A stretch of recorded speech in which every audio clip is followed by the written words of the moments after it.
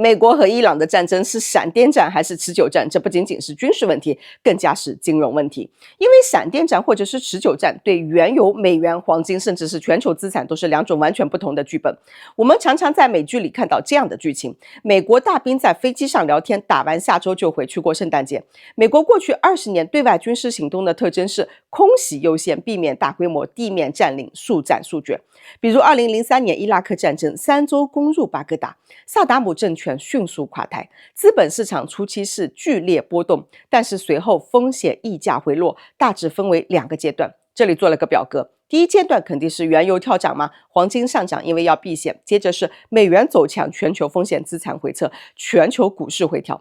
但是如果戰事節奏明確，衝突範圍看起来是可以控制的，霍爾木茲海峽也沒有封鎖，那麼市場就會迅速重新定價，然後原油、黃金等等回落，美股反彈，風險資產修復，一切回歸正常。市场真正定價的不是戰爭本身，而是供應鏈是否中斷，航運是否封鎖，採油設施是否被系統性的破壞等等。那麼問題來了，美國為什麼常常能完成閃電戰呢？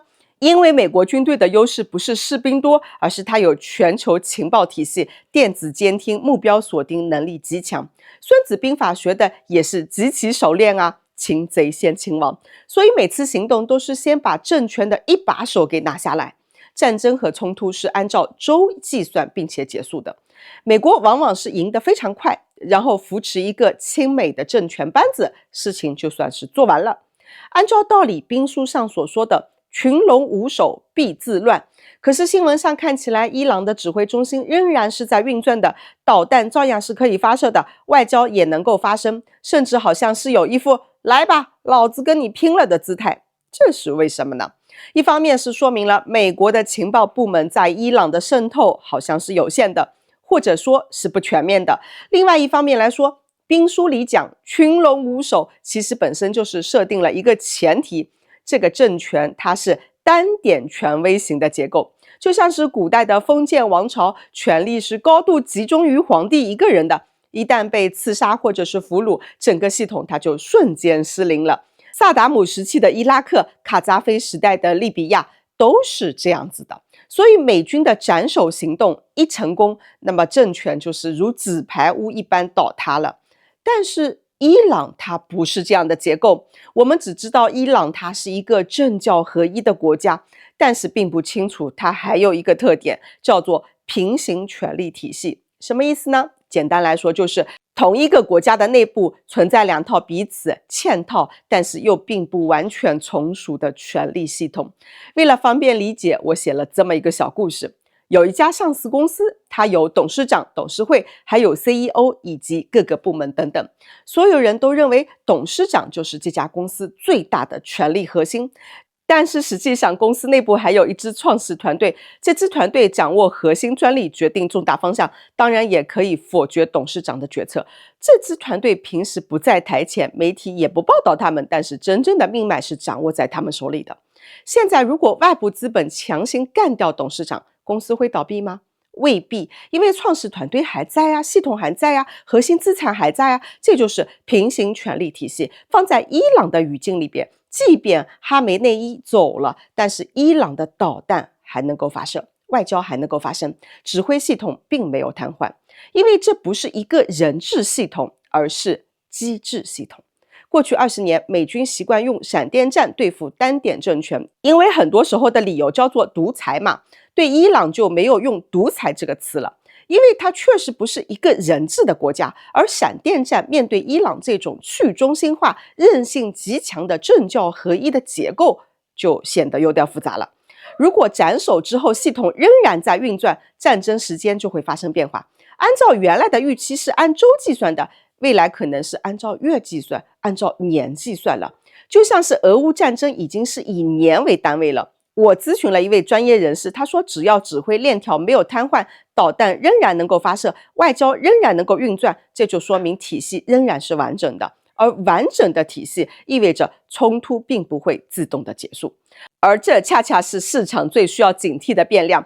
如果是閃電戰，那麼邏輯非常清晰，持久戰就不好說了，不確定性延長。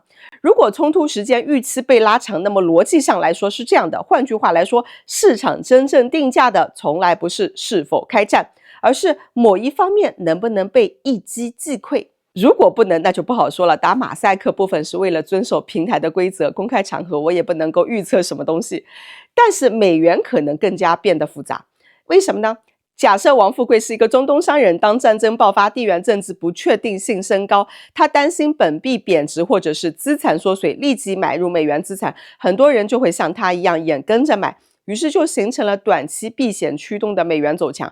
美元在這個階段表現為全球避險港，但它基本面就會面臨壓力，為什麼呢？戰爭一旦發生，原油供應就會受到干擾，油價就自然會上漲了。油價一漲，不只是加油貴了那麼簡單，企業的運輸成本和生產成本都是會增加的，老百姓買東西變得更加貴了嘛，這就是所謂的輸入型通脹。與此同時，高通脹讓美聯儲難以輕鬆降息，而戰爭又意味着軍費支出的增加，財政赤字被拉大，在美債高企的當下，這個是非常頭疼的。所以從經濟角度來看，持久戰是美國最不願意看到的。資本主義國家在戰爭決策上天然就是會計算成本啊、選票啊、財政約束啊、資本市場反應等等，都會成為約束力量。戰爭不僅是戰場博弈，也是資產負債表的博弈。但是當對手的核心驅動力不是經濟回報，而是信仰、意識形態或者是歷史使命感的時候，軍事實力在信仰面前會有點無從下手。一方在算成本，另一方在算意義；一方在看資產負債表，另一方在看歷史使命。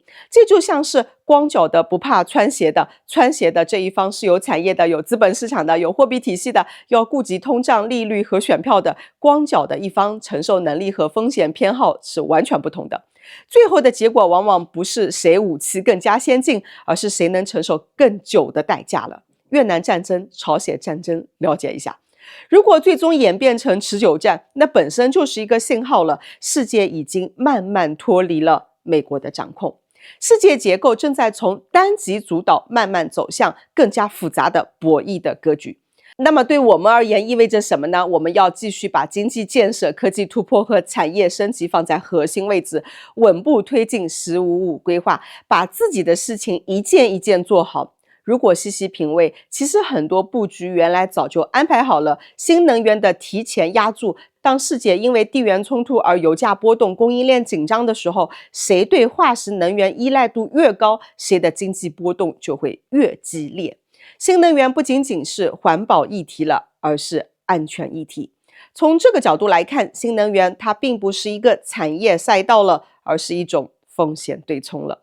在多極化的格局裡，最重要的能力不是控制別人，而是減少被別人控制的可能性。好了，我說完了，再見。